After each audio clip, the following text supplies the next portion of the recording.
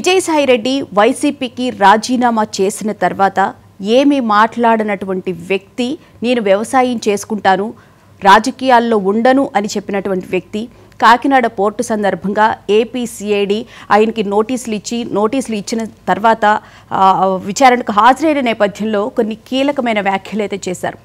చాలా విషయాల గురించి నేను బయట పెట్టబోతున్నాను, ముఖ్యంగా లిక్కర్ గురించి అడగకపోయాను ఆయన ప్రధానంగా ప్రస్తావించడం జరిగింది. దాంతోపాటు ఒక కోటరీ ఉంది, కోటరీ ఒక్కొక్క మెట్టు పైకి ఎదుగుతున్న కొద్దికి నేను ఒక్కొక్క మెట్టు దిగాల్సి వచ్చింది అని చెప్పి కూడా చెప్పడం జరిగింది. దాని తర్వాత మళ్ళీ మొన్న ట్విట్టర్లో కూడా ఒక పోస్ట్ అయితే చేశారు. రాజరిక వ్యవస్థ గురించి, రాజుకు సంబంధించి ఒక కోటరీ ఉంటుంది, ఆ కోటరీల వాళ్ళు ఆహా ఓహో అని చెప్పి ఆయన పొగుడుతూ ఉంటారు. ఇంకా రాజు ఆ మాయలో పడి మర్చిపోతూ ఉంటాడు. అది కాకుండా ప్రజల్లోకి వచ్చి అసలు ఏం జరుగుతుంది అని చెప్పి తెలుసుకుంటేనే రాజు విజయం సాధిస్తాడన్న విధంగా అర్థం వచ్చేలాగా విజయసాయిరెడ్డి చెప్పడం జరిగింది. మరి విజయసాయిరెడ్డి కనుక అప్రూవర్గా మారిపోతే వైఎస్ జగన్మోహన్ రెడ్డి పరిస్థితి ఏంటి? గత 3.5 సంవత్సరాలుగా మనశ్శాంతి లేకుండా బతుకుతున్నాను అని చెప్పి విజయసాయిరెడ్డి చెప్పినప్పటికీ కూడా ఇది 3 సంవత్సరాల నుంచి పడుతున్న మనోవేదన లాగా అయితే కనిపించడం లేదు. దాదాపు పార్టీ అధికారంలోకి వచ్చిన తర్వాత, అంటే 2019లోకి వైసీపీ ప్రభుత్వం అధికారంలోకి వచ్చిన సంవత్సరానికే ఆయన మదన పడుతున్నట్లుగా కూడా మనకు తెలుస్తుంది. ప్రధానంగా ఆయన పార్టీలో నుంచి బయటికి రావడానికి కారణం ఏమై ఉండొచ్చు? లిక్కర్ స్కామ్ గురించి ఆయన ఏం చెప్పబోతున్నారు? వైఎస్ వివేక హత్య గురించి ఏం చెప్తారు? అప్రూవర్గా మారితే జగన్ పరిస్థితి ఏంటి అనే విషయాల గురించి మాట్లాడుకుంటూ పాటు ఇక వైఎస్ వివేక హత్యకు సంబంధించి విచారణ జరుగుతున్న నేపథ్యంలో ఎవరైతే దస్తగిరి అప్రూవర్గా మారారో వాళ్ళ భార్యని మొన్న శనివారం రోజు వెళ్లి ఇద్దరు వైసీపీకి చెందిన మహిళలు దారుణంగా కొట్టి దస్తగిరిని తిట్టడంతో పాటు ఆమెను కూడా తిట్టారు.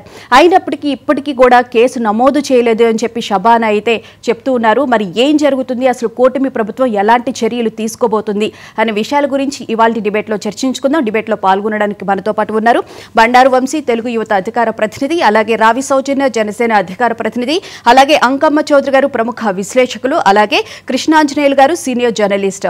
అందరికీ నమస్తే అండి, గుడ్ మార్నింగ్. గుడ్ మార్నింగ్ అండి. వంశీ గారు, ఏంటి మళ్ళీ విజయసాయిరెడ్డి గారు సిఐడి విచారణ ఎదుర్కొన్న తర్వాత అప్పుడు మాట్లాడడం, నేను వ్యవసాయమే చేసుకుంటానని చెప్పినప్పటికీ కూడా ఆయన వ్యవసాయం మీద అంత ఫోకస్ పెట్టినట్లు అనిపించలేదు. ఇప్పుడు చూస్తుంటే రాజకీయ వ్యవసాయం చేస్తున్నారేమో అనిపిస్తుంది. ఏమంటారు? అందరికీ గుడ్ మార్నింగ్ అండి. విజయసాయిరెడ్డి గారి గురించి ఇలా మాట్లాడాల్సి వస్తుంది అనేసి మేము 2019 నుండి 24 మధ్యలో అనేక సందర్భాల్లో విజయసాయిరెడ్డి గురించి ఇలా విజయసాయిరెడ్డి ప్రాణాలకు ప్రమాదం ఉందేమో అనేటటువంటి మాటలు మాట్లాడాల్సి వస్తుంది అనేసి మేము చాలా సార్లు చెప్పాం. అందులో భాగంగా నేను ఇందాక విజయసాయిరెడ్డి గురించి గతంలో అతను విజయసాయిరెడ్డి గురించి రాసిన ఒక ట్వీట్ మీకు చదివి వినిపిస్తానండి. ఏంటంటే సీఎం గా విజయసాయిరెడ్డి గారు రాశారు ఈ ట్వీట్ 2021లో. సీఎం గా చేసిన ఏ నాయకుడి రాజకీయ ముగింపు ఇంత అవమానకరంగా ఉండకపోవచ్చు. వెన్నుపోట్లు, మ్యానిపులేషన్లతో పదవులు కొల్లగొట్టిన బాబుకు తగిన శాస్తే జరిగింది. 7 సార్లు ఎమ్మెల్యేగా గెలిపించిన కుప్పం ప్రజల తిరుగుబాటు రాష్ట్ర చరిత్రలో స్ఫూర్తిదాయక అధ్యాయంగా నిలుస్తుంది అని చెప్పి విజయసాయిరెడ్డి గారు 2021 మార్చిలో ఒక ట్వీట్ పెట్టారు. దానికి రిప్లై ఇచ్చారు. తాత రాజారెడ్డి ముగింపు, నాన్న రాజశేఖర రెడ్డి ముగింపు, బాబాయ్ వివేకానంద రెడ్డి ముగింపు, మామ గంగిరెడ్డి ముగింపు, ఒక్కొక్కళ్ళది ఒక్కో టైపు ముగింపు. ఇక నీ ముగింపు ఎటువైపు ఉంటుందో చూడాలి. అనుమానాస్పద ముగింపు ఉంటే మాత్రం నీకు తగిన శాస్త్రి జరిగింది అనుకోకుండా తెలుగుదేశం పార్టీ నీ కోసం స్ఫూర్తిదాయకంగా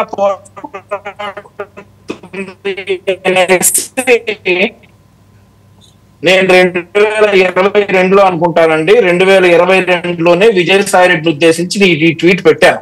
రెడ్డి విషయంలో ఒక సామెత ఉంది, మాయల బకీర్ ప్రాణం చిలకలో ఉంది అనేటటువంటి సామెత లాగా జగన్మోహన్ రెడ్డి గుట్టు మొత్తం విజయసాయిరెడ్డిలో ఉంది. కాబట్టి విజయసాయిరెడ్డిని కాపాడుకోవడం అనేది సిబిఐకి బాగా మరి కీలక సాక్షిగా అప్రూవర్ గా మారితే విజయసాయిరెడ్డి ఉంటాడు. విజయసాయిరెడ్డి మొన్న హెచ్చరిక కూడా ఇచ్చాడు జగన్మోహన్ రెడ్డికి ఇండైరెక్ట్ గా, నీ కోటరీ నీ చుట్టూ ఉంది, నువ్వు బతకాలి అని అంటే మరి ఆ కోటరీని నువ్వు తొలగించుకోవాలి, లేదంటే నీ కోటరీ వల్ల నువ్వు నష్టపోతావు అన్నాడు అని అంటే ఆ కోటరీ కూడా నిన్ను కాపాడలేదు నా నుండి అని చెప్పేసి విజయసాయి రెడ్డి ఒక హింట్ ఇచ్చాడు జగన్మోహన్ రెడ్డికి.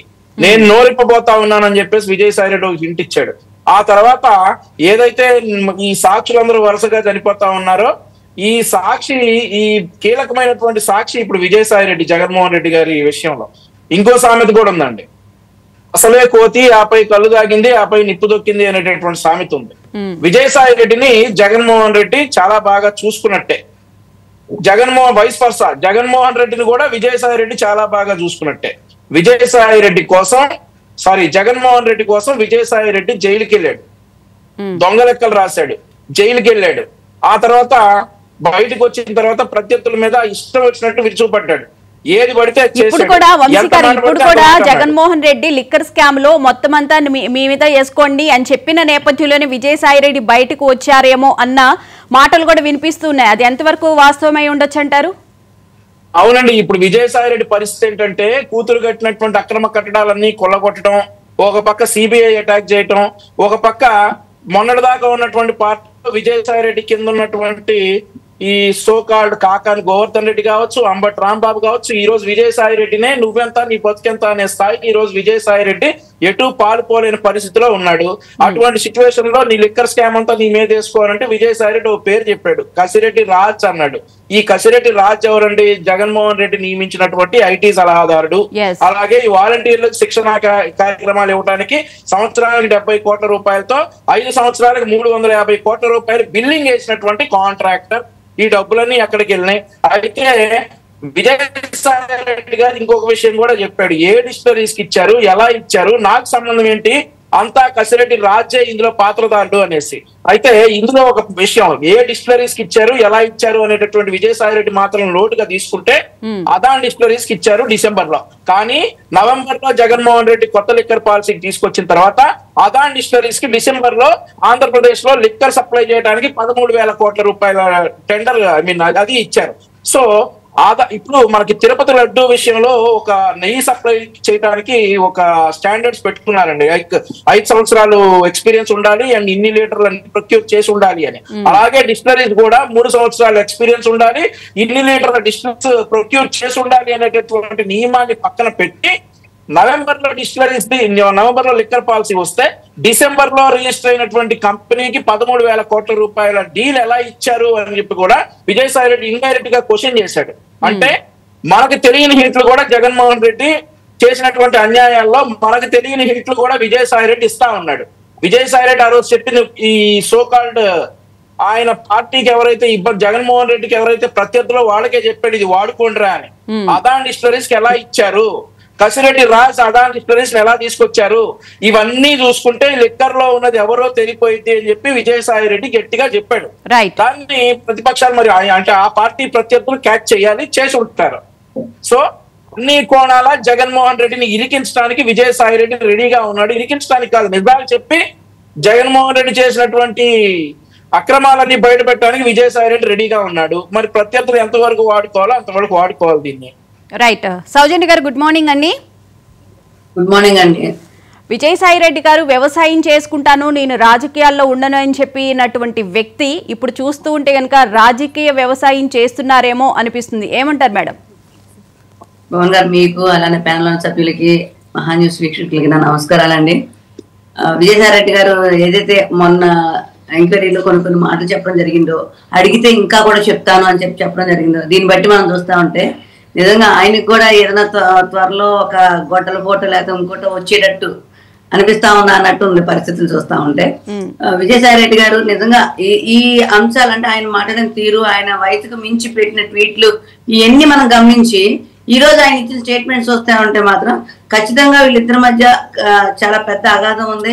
సో అవమానాలు పడ్డే నేను బయటకు వచ్చాను, చాలా అక్రమాలు జరిగినాయి కాబట్టి వీటన్నిటికీ కూడా నేను సమాధానం చెప్తూ తీరుతాను అని చెప్పడం, అలానే కోటరీ అనే అంశాన్ని తీసుకొచ్చి పెద్దిరెడ్డి రామచంద్ర మీద ఆయన అభియోగాలు నిజాలు ఏదైనా సరే ఆయన మాట్లాడటం ఇవన్నీ చూస్తే నిజంగా అంటే రాజకీయ వ్యవసాయం కన్నా కూడా వైఎస్ఆర్సీపీలో కలుపు మొక్కలు ఏవైతే ఉన్నాయో వాటిని గుర్తించి వాటిని బయట పెట్టాలి, వాళ్ళందరికీ శిక్ష వేయాలి. ఆయన అప్రూవర్ అంటే ఆయన చేసినవన్నీ కూడా ఏదో మంచి అయిపోతాయి, ఆయన అప్రూవర్ గా మారి వీళ్ళందరినీ ఇరికిద్దామని చూస్తున్నారేమో, కానీ దాంట్లో ఆయన కూడా భాగస్వాములు అయ్యి ఉన్నారు కాబట్టి ఖచ్చితంగా ఆయనతో పాటు మిగతా అందరికి కూడా పనిష్మెంట్ ఉంటుందని చెప్పి నేను భావిస్తున్నాను. ఎందుకంటే ఆయన చెప్పిన మాట ప్రతి చిన్న ఒక 2 స్టేట్మెంట్లకే అది చాలా కొంచెం సంచలనంగా మారింది. వైఎస్ఆర్సీపీ వాళ్ళ కేడర్ లో మొత్తం ఏంటి ఇలా అంటే ఆయన వాళ్ళు ఎవరు మాట్లాడకుండా కూడా మాట్లాడితే నేను ఇంకా వాస్తవాలు బయట పెడతాననే విధంగా ఒక హెచ్చరిక కూడా చేశారు. అడగకపోయినా కూడా చెప్తున్నారండి. ఆయన అడిగినా కూడా నాకు గుర్తులేదన్నా. ఇప్పుడు వంశీ ఉన్నాడు, ఏం చెప్పాడు, నాకు తెలియదు, నాకు గుర్తులేదు, ఏమో ఎప్పుడు జరిగిపోయింది, ఇలాంటి అంశాలు చెప్పారు. కానీ ఈయన పోసకొచ్చినట్టుగా ప్రతి అంశాన్ని కూడా క్షుణ్ణంగా చెప్పానని చెప్పడంతో పాటు ఇంకా అడిగినా ఇంకా చెప్తాను అంటే పోలీసులకి ఆఫర్ ఇచ్చారు ఆయన ఎదురు. మీరు ఇంకా అడగండి ఇంకా చెప్తానని చెప్పాను అంటే ఆయన చాలా సిద్ధపడిపోయారు అన్నిటికీ. మరి ఆయన ఎన్ని అవమానాలు పడ్డారంటున్నారు, ఏం అవమానాలు పడ్డారో, ఎన్ని అవమానాలు పడ్డారో దానికి తగ్గట్టుగానే మరి ఈ రోజు అప్రూవల్ గా మారడానికి సిద్ధమయ్యి ఏం జరిగినాయో మొత్తం జగన్మోహన్ రెడ్డి అనే వ్యక్తి చేసిన అక్రమాలు ఏవైతే ఉన్నాయో పూర్తి స్థాయిగా ఆ చిట్టా అంతా కూడా ఆయన దగ్గర ఉన్న పరిస్థితి కాబట్టి జాగ్రత్తగా ఆయన రాబోయే రోజుల్లో పూర్తి స్థాయిగా జగన్మోహన్ రెడ్డి పాత కేసులు ఏవైతే ఎదుర్కొంటున్నారో వాటితో పాటు ఈ 5 సంవత్సరాల పరిపాలన యొక్క వైఫల్యాల్లో జరిగిన పరిపాలనలో జరిగిన అవకతవకలు ఏవైతే ఉన్నాయో, అవినీతి ఏదైతే ఉందో అవన్నీ కూడా బయటకు తీసుకొచ్చే పరిస్థితి ఉంటుంది. ఈయన మాత్రం రాజకీయ వ్యవసాయం మొత్తానికి చేసే పరిస్థితి లేదండి. ఈ రోజు కేవలం వైఎస్ఆర్సీపీకి మాత్రమే ఆయన ప్రక్షాళన చేస్తారనడానికి బయటకు వచ్చేసాడు కాబట్టి ప్రక్షాళన కాదు, కానీ ఆయన బయటకు వచ్చినప్పుడు ఖచ్చితంగా మిగతా వాళ్ళు కూడా నాతో పాటు రావాలి అని చెప్పి అనుకుంటా ఉన్న పరిస్థితి అయ్యి ఉండొచ్చు. కాబట్టి ఆయన అలాంటి స్టేట్మెంట్స్ ఇవ్వడం జరుగుతుంది. ప్లస్ కోటరీ గురించి ముఖ్యంగా చెప్పారు కాబట్టి ఇది పాపం జగన్మోహన్ రెడ్డి పూర్తిగా ఆలోచించాల్సిన విషయం. అంటే అతనికి ఏదైతే విరవీగుతున్నాడో మధ్య మధ్యలో వచ్చి ప్రెస్ మీట్లు పెట్టి ఒక డైలాగులు అది ఆయనకే చుట్టుకుంటుందా అంటే కర్మ ఎవరిని వదలదు. మనం ఏదైనా సరే ఊరికే అన్నా కూడా అది మనకి చుట్టుకుంటా ఉన్న ప్రశ్న అలాంటి తప్పు చేసినాడు అంటే ఇంకా ఎక్కువ చుట్టుకుంటుంది. కాబట్టి ఈరోజు జగన్మోహన్ రెడ్డి అనే వ్యక్తి చేసిన పనులు, మాట్లాడిన మాటలు, చేసిన ఏదైతే దాష్టకాండ ఉందో హింసలు ఇవన్నీ కూడా ఖచ్చితంగా అన్ని బయటపడుతున్నాయి. ఎవరి ద్వారానో కాదు, వాళ్ళ సొంత మనుషుల ద్వారానే. అరెస్ట్ చేసిన వాళ్ళేమో ఏదన్నా పోలీసులు ఎంక్వైరీ చేస్తుంటే, సౌజన్య గారు అరెస్ట్ చేసిన వాళ్ళు పోలీసులు ఎంక్వైరీ చేస్తుంటే మాకు తెలియదు, గుర్తులేదు, మర్చిపోయాయని చెప్పి వాళ్ళు సమాధానాలు చెప్తుంటే, కానీ విజయసాయి రెడ్డి గారు ఇక్కడ చిన్న చిన్నగా హింట్స్ ఇస్తున్నారు ఏం జరిగింది అనేది. చిన్న చిన్న హింట్ ఇస్తున్నారు, మనకు చెప్తున్నారండి. కానీ ఎంక్వైరీలో మొత్తం చెప్పే ఉంటారు పూర్తిగా. మొత్తం చెప్పిన తర్వాత మనకు బయటకు వచ్చి స్టేట్మెంట్ ఇచ్చే దాంట్లో నేను వాళ్ళకి సహకరించాను, అన్ని చెప్పాను, ఇంకా ఏమైనా అడిగినా కూడా చెప్తాను అని చెప్పారు. కాబట్టి ఆయన పూర్తి స్థాయిగా చాలా క్లారిటీగా ఉన్నారు. ఏదైతే జరిగినాయో అన్నిటికీ కూడా బాధ్యులు జగన్మోహన్ రెడ్డి అనేది ఖచ్చితంగా చెప్పే ఉంటారని నా ఉద్దేశం. లేదంటే ఇంకా భవిష్యత్తులో ఆయన పిలిచి ఎంక్వైరీ చేసే దాంట్లో అవన్నీ కూడా చెప్తా ఉంటారు. కాబట్టి ఇక్కడ ఒకటి విజయసాయి రెడ్డి గారి విషయంగా ఆలోచిస్తే, ఇంకోటి ఆయన ఏదైతే ట్వీట్లు చేశారో అసలు ఆయన వయసుకు మించి ఒక్కొక్క ట్వీట్ మనం చూసినట్టయితే ఎంత దారుణమైన ట్వీట్లు చేశారు. నిజంగా ఆయన చదువుకున్న వ్యక్తి కింద ఒక నాలెడ్జ్ పర్సన్ అని చెప్పి అంటా ఉంటారు. సో అంత నాలెడ్జ్ ఉన్న పర్సన్ ఒక వయసును కూడా చూడకుండా, ఆయన పెద్ద వయసు ఉన్న వ్యక్తి కానీ చంద్రబాబు నాయుడు గారిని అవ్వచ్చు, పవన్ కళ్యాణ్ గారిని అవ్వచ్చు, ఏ స్థాయిగా ఎంత దారుణంగా అంటే మనం అధికారంలో ఉన్నంత మాత్రం అంత మైకంగా ఉండాలా, అంత విర్రవీగినతనం ఉండాలా. ఈ రోజు ఏమైంది? ఈ రోజు ఏదో ఒక జారి మాటలు మాట్లాడి నాకు ఈ రాజకీయాలు వద్దు, నేను వ్యవసాయం చేసుకుంటాను, లేదు అంటే నాతో వీళ్ళందరూ చేయించారు, నాకు సంబంధం లేదు, ఇవన్నీ చెప్తా ఉంటే ఎవరో ఊరుకోరు, చట్టం తన పని తాను చేసుకుపోతుంది. కాబట్టి ఖచ్చితంగా వీటన్నిటికీ మనకి త్వరలోనే అంటే కుటుంబ ప్రభుత్వం ఎప్పుడైనా సరే కక్షపూరిత చర్యలు తీసుకోవాలని చెప్పని ఫస్ట్ నుంచి చెప్తానే ఉంది. ఈ రోజు ఆ అంశాల్లోనే విజయసాయి రెడ్డి వచ్చి ఇచ్చే స్టేట్మెంట్స్ తో భవిష్యత్తులో ఏం జరిగింది అనేది అందరికీ తెలిసిన విషయం. దీంట్లో కక్షపూరిత చర్యలు ఎవరు తీసుకుని గోతులో వాళ్లే పడతారు. కాకపోతే ఈ లోపు కొంతమంది అనుకున్న మాటలు ఏంటంటే, ఎందుకే జరుగుతుంది, కుటుంబ ప్రభుత్వం వచ్చి నాళ్ళు అవుతుంది, ఎంతసేపు చిన్న చిన్న పట్టుకుంటున్నారు, పెద్ద దాకా రావట్లేదు, ఎందుకు ల్యాగ్ చేస్తున్నారని చెప్పనే పరిస్థితి ఉంటుంది. కానీ ఎక్కడ ల్యాగ్ అనేది ఉండదండి. మనకున్న పోలీస్ వ్యవస్థ ఎంత ఉంది, మనం ఏదైతే కేసుల విషయంగా మనం చేయాల్సిన పనులు ఎంత ఉన్నాయి, ఇవన్నీ చూసుకుంటే కొంచెం ఆ టైం పడుతుంది తప్పితే ఎక్కడ కూడా ల్యాగ్ ఉండదు. ఖచ్చితంగా ప్రతి ఒక్కళ్ళు కూడా పరిస్థితులు అవుతారు. ముఖ్యంగా విజయసాయి రెడ్డితో పాటు జగన్మోహన్ రెడ్డి అవ్వచ్చు, ఆ చుట్టూ పెద్దిరెడ్డి రామచంద్రారెడ్డి, సజ్జల రామకృష్ణారెడ్డి, ఎవరైతే అవినాష్ రెడ్డి ముఖ్యంగా, వీళ్ళందరూ కూడా ఖచ్చితంగా పనిష్బుల్ అవుతారండి. రైట్. అంకమ్మ చౌదరి గారు, గుడ్ మార్నింగ్ సార్. నమస్కారం అండి. సరే, ఏంటి విజయసాయి రెడ్డి సడన్ గా ఇట్లా అప్రూవర్ గా మారిపోయే అవకాశం ఉండొచ్చు అంటారా? ఏం జరగబోతోంది? ముఖ్యంగా చూసుకుంటే ఆయన ఫ్యామిలీ సపోర్ట్ కూడా ఏమన్నా లేదు అని చెప్పి అనుకోవాలా? అందుకే ఆయన అప్రూవర్ గా మారే అవకాశం కనిపిస్తుంది అంటారా? మీ విశ్లేషణ ఏంటి? ఇక్కడ ఒకటి గుర్తుపెట్టుకోవాలండి, విజయసాయి రెడ్డి జగన్మోహన్ రెడ్డి వేరు వేరు అని నేను ఇప్పటికైతే కూడా భావించట్లా. ఒకటి గమనించుకోండి మీరు. నిస్సందేహంగా విజయసాయి రెడ్డి అవమానాలు బరాయించాడు అనేది వాస్తవం. అతన్ని 3.5 సంవత్సరాల నుంచి దూరంగా పెట్టారనేది కూడా వాస్తవం. దాంట్లో ఎలాంటి సందేహం లేదు. కానీ అయినా సరే ఈ రోజు కూడా జగన్మోహన్ రెడ్డిని రక్షించడానికి ప్రయత్నం చేసి అతను మంచాడిగా చిత్రీకరిస్తూ పక్కాడి మీద నెపం మోపుతున్నాడే తప్ప ఇవన్నీ చేసింది జగన్మోహన్ రెడ్డి అని మాత్రం ఎక్కడ చూడట్లేదు. ఇది ఒకటి గమనించుకోవాలి. నిజంగా గనక జగన్మోహన్ రెడ్డికి గురించి అతను వాస్తవాలు చెప్పాలి అంటే సిఐడి దగ్గరకో లేకపోతే ఏళ్ళ దగ్గరకో చెప్పాల్సిన అవసరం లేదు. సిబిఐ దగ్గరికి, ఈడీ దగ్గరికి వెళ్ళి అతని మీద ఉన్నటువంటి 12 కేసులకు సంబంధించి వాటి గురించి, అతను సంపాదించిన అక్రమాస్తుల గురించి వివరంగా చెప్తే చాలు, అతన్ని తీసుకొని లానేస్తారు. కానీ ఆ పని అయితే చేయటం లేదు కదా. మరి అతనితో పాటు 16 నెలలు కారాగార వాసం చేశాడు. 40 సంవత్సరాల నుంచి ఆ కుటుంబాన్ని కాపాడుతున్నాడు.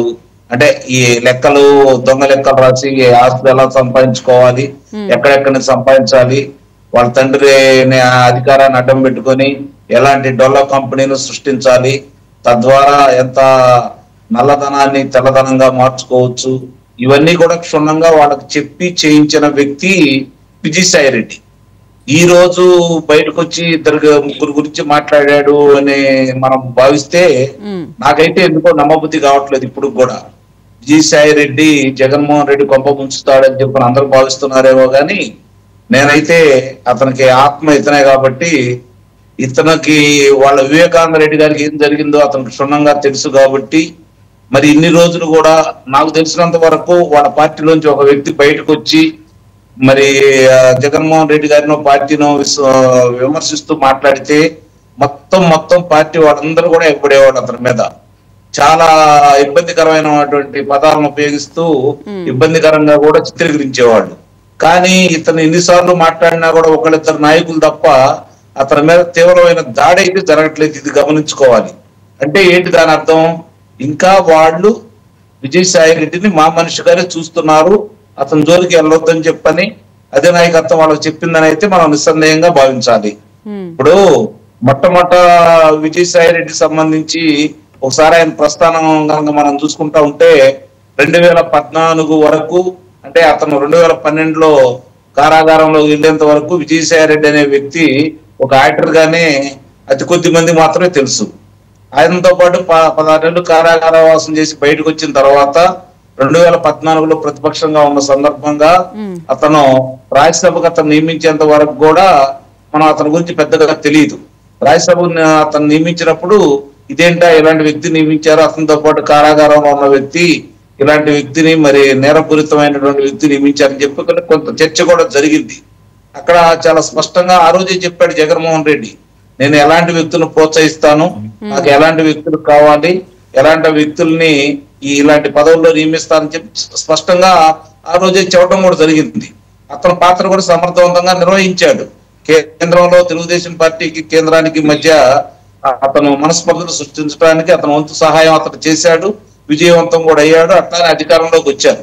ఇక్కడ ఏం జరిగిందంటే అధికారంలోకి వచ్చిన తర్వాత 2019 తర్వాత అతను దొంగ లెక్కలు రాయడానికి, వాళ్ళ ఆస్తులు పెంచుకోవడానికి, వాళ్ళ ఆస్తులు కొత్తగా ఎక్కడ ఏముంటాయని చెప్పని అవన్నీ వశపరచుకోవడానికి యువకర్తగా పనిచేశాడే తప్ప అధికారం వచ్చిన తర్వాత ఒక 5గురు, ముఖ్యంగా ఒక 5గురు అంతఃపురం నుంచి నియమించబడే వాళ్ళు ఒక్కోడొక్కోలుగా అతన్ని ఆధిపత్యం చెలాయిస్తూ అతని పెత్తనాన్ని తగ్గించుకుంటూ వచ్చాడు. ఇది గమనించుకోవాలి. ఆ సందర్భంగా 1-2 సందర్భాల కంటే కూడా నాకు బాగా గుర్తు 2023 నుంచి అతనిలో ఎంతో కొంత ఆలోచన విధానంలో మార్పు వచ్చింది మాత్రం నిస్సందేహంగా నాకు తెలుసు. అతను వాళ్ళ సన్నిహితుల దగ్గర కూడా చెప్పడం కూడా జరిగింది, ఎట్టి పరిస్థితుల్లో కూడా 2024లో అధికారంలోకి అయితే రాము, దాదాపు నేను దూరంగా ఉంటాను అని చెప్పని వాళ్ళ సన్నిహితుల దగ్గర కూడా చెప్పడం కూడా జరిగింది. కానీ అనుకోని పరిస్థితుల్లో మళ్ళీ 24లో అతను నెల్లూరు నియోజకవర్గం నుంచి ఏ అభ్యర్థి సందర్భంగా అతను పోటీ చేయడం కూడా తెలుసు. మరి అన్ని జరిగినా కూడా అవమానాలు జరుగుతున్నా అతని గురించి ఎన్ని విషయాలు బయటకు వస్తున్నా కూడా అతను ఆ పార్టీ వదిలిపెట్టకుండా ఉన్నాడు అంటే అది జగన్మోహన్ రెడ్డికి అతనికి ఉన్నటువంటి అవినాభావ సంబంధం. మరి అతనికి తెలుసు బయటకు వస్తే జగన్మోహన్ రెడ్డికి వ్యతిరేకంగా కనుక మనం ఈ రోజు కనుక మాట్లాడితే ఏం జరిగిద్ది. వివేకానంద రెడ్డి గారిని చూసిన తర్వాత, రఘురామకృష్ణరాజు గారి ఉదంతం తెలిసిన తర్వాత అతనికి ఏం జరిగిద్దో క్షుణ్ణంగా తెలుసు. మరి అలాంటి వ్యక్తి బయటకు వచ్చి మాట్లాడతాడని మనం భావిస్తే మాత్రం, నా వరకు అయితే మాత్రం నేనైతే అతను నమ్మటల్లా. కొన్ని అంశాలు బయటకు వచ్చే దాంట్లో కనపడుతుంది ఏంటంటే జగన్మోహన్ రెడ్డి మంచివాడే, చుట్టూ ఉండవాడు చేస్తున్నారు అనే అభిప్రాయాన్ని మాత్రం వ్యక్తం చేస్తున్నాడే తప్ప జగన్మోహన్ రెడ్డి చేయించాడని ఎక్కడా చెప్పట్లేదు కదా. వివేకానంద రెడ్డి గారి హత్యకు సంబంధించి అవినాష్ రెడ్డిని భుజానేసుకొని అతను రక్షిస్తుంది జగన్మోహన్ రెడ్డి అనేది ప్రపంచం మొత్తానికి తెలుసు. మరి అయినా సరే అవినాష్ రెడ్డి చెప్పమా, పక్క వాళ్ళకి ఫోన్ ఇచ్చాడు, వాళ్ళు చెప్పారు ఇది గుండెపోటు అని చెప్పని, అందువల్లే నేను చెప్పానని చెప్పి చెబుతున్నాడు. అక్కడ అవినాష్ రెడ్డిని ఇరికించాలని ప్రయత్నం చేస్తున్నాడే తప్ప జగన్మోహన్ రెడ్డికి అంతా తెలుసు, జగన్మోహన్ రెడ్డి ఆధ్వర్యంలో జరిగిందని చెప్పి అయితే ఎక్కడ చెప్పట్లేదు కదా. ఈ రోజు చూసుకుంటా ఉంటే 6 సంవత్సరాలు పూర్తి అయిపోయినాయి. మొన్న 15వ తారీఖు తోటి 6 వ్యక్తులు సాక్షులు అందుట్లో చనిపోయారు. అందుట్లో 5 మరణాలు సందేహాస్పదంగా ఉన్నాయి ఈ రోజు వరకు కూడా. మరి అయినా సరే సిబిఐ వాళ్ళు ఎక్కడ వేసిన గొంగడు అక్కడలాగా, నాకు తెలిసినంత వరకు భారతదేశ చరిత్రలో సిబిఐకి ఒక ప్రత్యేకమైన స్థానం అంటూ ఉంది. మరి అలాంటి సిబిఐ ఈ రోజు మాయన మచ్చగా వివేకానంద రెడ్డి గారి హత్య సందర్భంగా వాళ్ళు చేసినటువంటి పరిశోధనలో కొంత పురోగతి ఉన్నా కూడా ఈ రోజు వాళ్ళకి మాయన మచ్చగా మిగిలింది అవినాష్ రెడ్డిని అదుపులో తీసుకోలేకపోవడం అనేది. వాళ్ళు అదుపులో తీసుకోవాలని చెప్పి కర్నూలు వచ్చి 3 రోజులు అక్కడే ఉండి అతను అదుపులో తీసుకోకుండా రిక్తాస్తాలతో ఎన్నికెళ్ళడం మాత్రం సిబిఐ చరిత్రలో ఒక మాయని మచ్చ. మరి అలాంటిది అయినా కూడా ఈ రోజు కూడా సిబిఐకి చేమగుట్టినట్టు కూడా లేకుండా అతన్ని న్యాయస్థానానికి రమ్మని గాని, విచారణ సందర్భంగా గాని, 11-12 కేసులకు సంబంధించి గాని, ఈడీ వాళ్ళు గాని ఏ విధంగా కూడా ఒత్తిడి తీసుకురాకపోతున్నారంటే దాన్ని బట్టి మనకు అర్థమవుతుంది ఏంటంటే కేంద్ర స్థాయిలో కూడా తనను రక్షించే వాళ్ళు ఇంకా అధికారుల స్థాయిలో ఉన్నారు కాబట్టి ఇంకా అతను ఇట్లానే మసులుకోగలుగుతున్నాడు, అతనికి అవకాశం ఇస్తున్నారని చెప్పి స్పష్టంగా అర్థమైపోతా ఉంది. మరి ఈ రోజు కేవీ రావు గారి కాకినాడ పోర్టుకు సంబంధించింది కావచ్చు, లేకపోతే మద్యం కుంభకోణం కావచ్చు, జరిగిన చాలా కుంభకోణాలు కావచ్చు, విశాఖపట్నంలో అంగుళం జొల్లెడ పట్టి అతను స్వాధీనం చేసుకున్న విధానం కావచ్చు, ఏ సంస్థలు ఉన్నాయో వాటిలందరినీ బెదిరించి భయపెట్టి ఈ రోజు అతను వాళ్ళ పేరు మీద, వాళ్ళ మనుషుల పేరు మీద ఆస్తులు రాయించుకున్న విధానం విశాఖపట్నంలో నేను చాలా సార్లు పర్యటించడం కూడా జరిగింది. ఆ సందర్భంగా చాలా మంది చెప్పిన సందర్భాలు కూడా ఉన్నాయి. గతంలో అడుసుమల్లి శ్రీనివాసరావు గారు చెప్పారు, ఆ ఉదంతాన్ని మీకు ఈ రోజు మీకు చెప్పాలా ఏంటంటే మాకు కూడా చెప్పారు. ఆయన అయితే ప్రసార మాధ్యమాల్లో కూడా చెప్పడం కూడా జరిగింది. విదేశాల్లో ఉన్న ఒక వ్యక్తి ఇక్కడ 4 ఎకరాల భూమి కొనుక్కున్నాడు విశాఖపట్నంలో. వాళ్ళ ఉత్తర తల్లిదండ్రులు ఇద్దరు ఇక్కడ ఉంటున్నారు. ఆ పక్కన ఇంకొక 7-8 మంది వాళ్ళతో పాటు స్థలాలు కొనుక్కున్న వాళ్ళు కూడా ఉన్నారు. దాని మీద కన్నుబడింది విజయసాయి రెడ్డికి. కన్నుబడిన తర్వాత దానికి మెరక తోలిస్తామని చెప్పిన వాళ్ళని నమ్మించేసి పాట కోసం అని చెప్పి పక్కల ద్వారా అడిగిచ్చేసి ఈ 4 ఎకరాలు చుట్టూ ఉన్న 4 స్థలాలు కూడా వాళ్ళు మెరక తోలించేసి మొత్తానికి కలిపి వాళ్ళు ప్రారీ గొడవ కూడా కట్టుకున్నారు విజయసాయి రెడ్డి ఆధ్వర్యంలో. కట్టుకున్న తర్వాత ఏంది అని చెప్పని అడిగిన వ్యక్తిని ఒక లారీ ఎదురుగా ఆయన వెళ్ళి గుద్దుకున్నాడని చెప్పని చిత్రీకరించి చనిపోయినట్టుగా కూడా విశాఖపట్నంలో చూపించడం కూడా జరిగింది. మిగిలిన ఒక వ్యక్తిని ఇష్టరాజ్యంగా కొట్టి నానా హింసలు పెట్టి ఎక్కడన్నా మాట్లాడితే చంపేస్తానని చెప్పని బెదిరించేసడం కూడా జరిగింది. ఇట్లా ఈ వృద్ధ దంపతుల కుమారుడు ఏమన్నా అంటే సరే జరిగేది జరుగుతుంది, మీరు దాని జోలికి పోవద్దు అని చెప్పని అన్నాడు. ఎలాంటి విశాఖపట్నంలో మీకు అడుగడుగున కనపడతా ఉంటాయి. అతను కన్నుబడిన ప్రతి స్థలాన్ని అతను కబ్జా చేసుకుంటూ వచ్చాడు. నిన్న మొన్న కూడా మనం చూసాం, వారి కుమార్తె మరి భీమిలి రోడ్లో అక్రమంగా కట్టడాలని మున్సిపాలిటీ వాళ్ళు కూడా వెళ్ళి దాన్ని కూల్చమన్నారని, అలాగే న్యాయస్థానం దానికి సంబంధించినటువంటి అపరాధ రుసుము కూడా వసూలు చేయమన్నారని చెప్పని మనకు తెలుస్తానే మనం ఉన్నాయి. మరి ఇలాంటివి చేసిన ఈ వ్యక్తి అతనికి సంబంధించిన నేర చరిత్రకు సంబంధించింది కావచ్చు, అక్రమార్జనకు సంబంధించింది కావచ్చు, విజయసాయి రెడ్డికి తెలియకుండా ఒక్క పని చేశాడని చెప్పండి ఇప్పటి వరకు. అవన్నీ ఎలా దొంగ లెక్కలు రాయాలి, ఎలా స్వాధీనం తీసుకోవాలని చెప్పిందంతా విజయసాయి రెడ్డే కదా. కాబట్టి విజయసాయి రెడ్డి ప్రమేయం లేకుండా జగన్మోహన్ రెడ్డికి ఏమి జరగలేదనేది వాస్తవం. మరి అలాంటి వ్యక్తి ఈ రోజు బయటకు వచ్చి అతను జగన్మోహన్ రెడ్డి అన్యాయం చేశాడని చెప్పటల్లా పక్కన ఉన్నాడు చేశారని చెబుతున్నాడు. కాబట్టి వాళ్ళు ఏదో వ్యూహాత్మకంగానే పనిచేస్తున్నారని, అతను పదవి విరమణ కావచ్చు, రాజకీయాల నుంచి నేను తప్పుకున్నాను, వ్యవసాయం చేస్తున్నానని కూడా వాళ్ళ వ్యూహంలో భాగం కావచ్చు అని అయితే నేను మనస్ఫూర్తిగా నమ్ముతున్నానండి. రైట్. కృష్ణాంజలి గారు గుడ్ మార్నింగ్ అండి. గుడ్ మార్నింగ్ అండి. ప్యానల్ మెంబర్స్ అందరికి నమస్కారం. సార్, ఇప్పుడు అంకం చౌదరి గారు చెప్పినట్లు విజయసాయి రెడ్డి జగన్మోహన్ రెడ్డి చుట్టూ ఉన్నటువంటి కోటరీ గురించే చెప్తున్నారు, కానీ జగన్ పేరు ఎక్కడా ప్రస్తావించడం లేదు. ఆయన జగన్ ఇన్ని కేసుల్లో ఉన్నప్పటికీ కూడా జగన్ పేరు ఎక్కడా ప్రస్తావించడం లేదు అని చెప్పారంటారు. ఏమంటారు సార్? అంకం చౌదరి గారు చెప్పిన దానికి నేను పూర్తిగా ఏకీభవిస్తున్నాను. ఆయన చెప్పినటువంటి అంశాలు మళ్ళీ నేను తిరిగి చెప్పాల్సినటువంటి అవసరం లేదు. జగన్మోహన్ రెడ్డి అదేవిధంగా విజయసాయి రెడ్డి ఇద్దరు కూడా ఈ నేరారోపణలకు సంబంధించి ఈడీ సిబిఐ కేసులు, మిగతాకు సంబంధించినటువంటి 5 ఏళ్లలో జరిగినటువంటి అవినీతి అక్రమాలు కుంభకోణాలు అన్నిట్లో వీళ్ళిద్దరూ కూడా అవిభక్త కవలలు.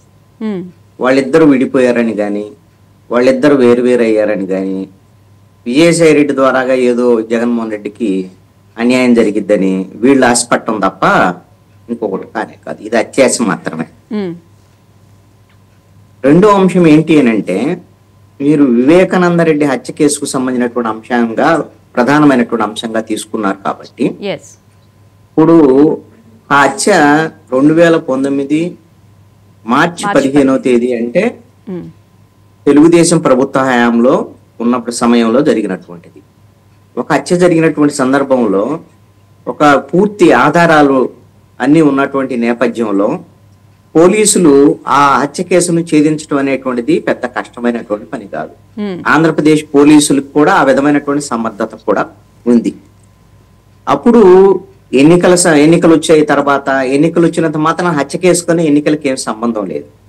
ఎన్నికలే జరిగితే హత్య కేసును పోలీసులు దర్యాప్తు జరుపుతారు, దానికి ఏం లేదు.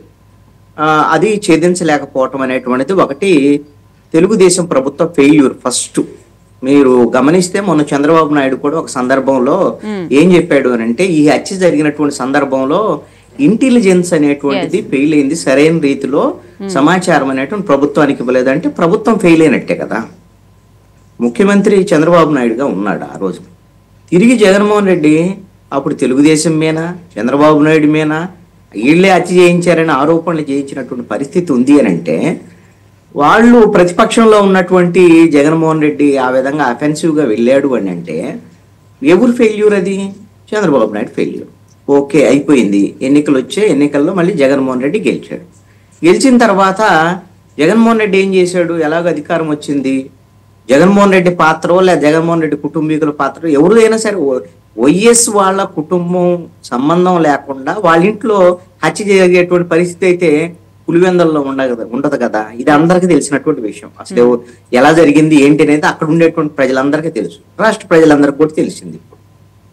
అయితే 5 ఏళ్లలో ముఖ్యమంత్రిగా ఉన్నటువంటి జగన్మోహన్ రెడ్డి ఈ హత్యకు సంబంధించినటువంటి వ్యవహారాలు, దీంట్లో వాస్తవాలు బయటికి రాకుండా ఉండాలి అనేటువంటి దాని మీద జగన్మోహన్ రెడ్డి తన అధికారాన్ని ఉపయోగించుకొని ఈ హత్య కేసు దర్యాప్తుని అడ్డుకున్నారు అనేటువంటిది కూడా బహిరంగ రహస్యమే, అందరికీ తెలిసినటువంటి విషయమే. సిబిఐ దర్యాప్తు వచ్చినటువంటి నేపథ్యంలో సిబిఐ దర్యాప్తుకు సంబంధించినటువంటి వాళ్ళని సిబిఐ అధికారుల మీదే ఆంధ్రప్రదేశ్ పోలీసులు కేసు నమోదు చేయటము, అడ్డుకోవటము, సిబిఐ అధికారులనే బాంబులు వేస్తామని బెదిరించటము, ఇవన్నీ కూడా ఎవరి వల్ల జరుగుతాయి? ముఖ్యమంత్రిగా ఉన్నటువంటి జగన్మోహన్ రెడ్డి ఆదేశాల మేరకే పోలీసులు ఆ రోజున చేసినటువంటి పరిస్థితి ఉంది. 5 ఏళ్ళు అయిపోయింది. 5 ఏళ్ల పాటు అప్పుడు కేంద్రంలో బీజేపీ ఉంది అధికారంలో, ఎన్డీఏ ప్రభుత్వం ఉంది. జగన్మోహన్ రెడ్డి వాళ్ళకే మిత్రపక్షం కాదు. కానీ జగన్మోహన్ రెడ్డితో అంటగాగినటువంటి బీజేపీ జగన్మోహన్ రెడ్డి చెప్పినట్టుగా చేసింది. ఓకే, 5 ఏళ్లలో కొంతమంది సాక్షులు చనిపోయారు, అసలు ఆ కేసు పూర్తి స్థాయిలో దర్యాప్తు జరగలేదు. ఇప్పుడు అవినాష్ రెడ్డి అరెస్టు వ్యవహారం జరిగినటువంటి హైడ్రామా ఇవన్నీ కూడా ఆల్రెడీ అంకం చౌదరి గారు చెప్పారు. ఇవన్నిటి వెనక జగన్మోహన్ రెడ్డి పాత్ర ఖచ్చితంగా ఆ దర్యాప్తు సరైన రీతిలో జరగకుండా అడ్డుకునేటువంటి దాంట్లో అంటే ఖచ్చితంగా సార్ ఉంది ఇప్పుడు అనేటువంటి రాష్ట్రంలోనేమో అందరికీ ఎన్డీఏ కూటమి అధికారంలో ఉంది, కేంద్రంలో కూడా చూసుకుంటే బీజేపీ అధికారంలో అయినప్పటికీ కూడా సిబిఐ విచారణ ఎందుకు ఇంకా కొనసాగడం లేదు అవినాష్ రెడ్డి విషయంలో? ఎస్, అది ఇప్పుడు 5 ఏళ్ళు అయిపోయినాయి కదా.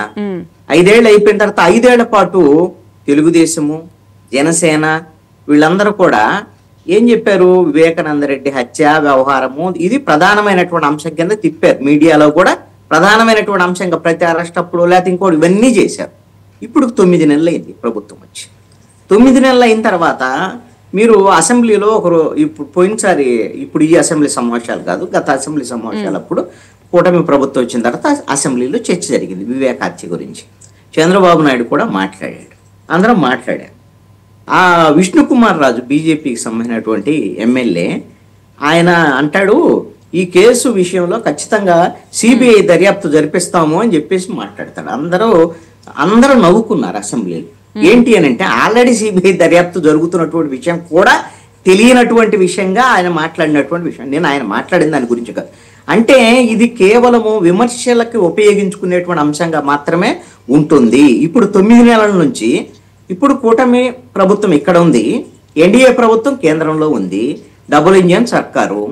మరి ఇప్పుడు వివేకానంద రెడ్డి హత్య కేసుకు సంబంధించినటువంటి విషయంలో దర్యాప్తు పూర్తి స్థాయిలో దర్యాప్తు చేసి ఎవరైతే అసలైన నిందితులు ఉన్నారో వాళ్ళని అరెస్ట్ చేసి జైలుకు పంపించాల్సినటువంటి బాధ్యత ఎవరిది? కేంద్రంలో ఉండేటువంటి ఎన్డీఏ ప్రభుత్వం ఉంది కదా.